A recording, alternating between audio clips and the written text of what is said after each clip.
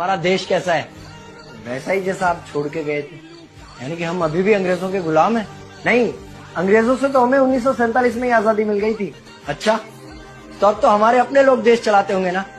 हाँ, तब तो देश काफी आगे बढ़ गया होगा।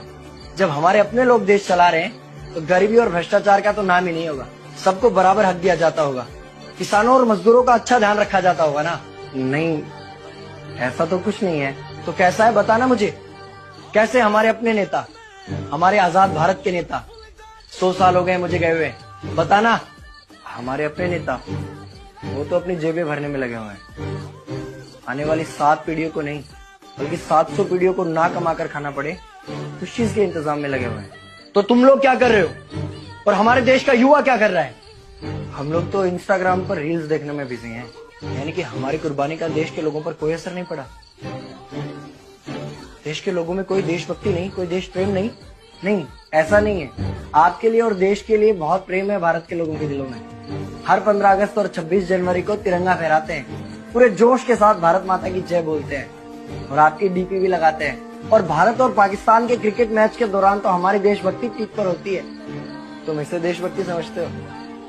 तो फिर क्या है देशभक्ति? अगर तुम्हारी देशभक्ति समाज को सुधारने में, गरीबों को अच्छी शिक्षा या बराबर का हक नहीं दिलाती तो कोई काम की नहीं है तुम्हारी देशभक्ति। भ्रष्ट नेताओं और सरकार के खिलाफ आवाज उठाओ, लोगों को एकजुट करो। लेकिन अगर हमने सरकार के खिलाफ आवाज उठाई या नेताओं से सवाल पूछे तो हमें एंटी नेशनलिस्ट कहा जाएगा या हमें गद्दार करार दे दिया जाएगा। तो डरता है। 23 साल का था मैं जब अंग्रेजों ने मुझे फांसी पर चढ़ा दिया। मुझे तो आतंकवादी कहा गया था। अगर अब नहीं जागे तो ये देश सोता रहेगा। ये सरकारें, ये नेता देश को बेच खाएंगे। इस भ्रष्ट सरकारी तंत्र से लड़ो। देश को क्रांति की जरूरत है। क्रांति यानी कि हमें हथियार उठाने होंगे, बंदूकें उठानी होंगी जैसे आपने उठाई थी। नहीं, हमारी क्रांति विचारों की थी। जब अंग्रेजी हुकूमत ने हमारी आवाज नहीं सुनी तो हमने और जोर से आवाज लगाई और अपने विचार रखे।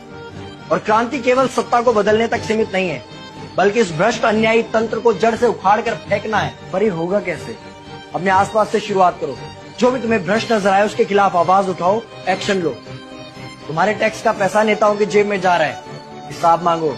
अपने वोट का सही इस्तेमाल करो, लोगों को जागरूक करो और इस देश को आजाद करवाओ। इंकलाब जिंदाबाद, इंकलाब जिंदाबाद।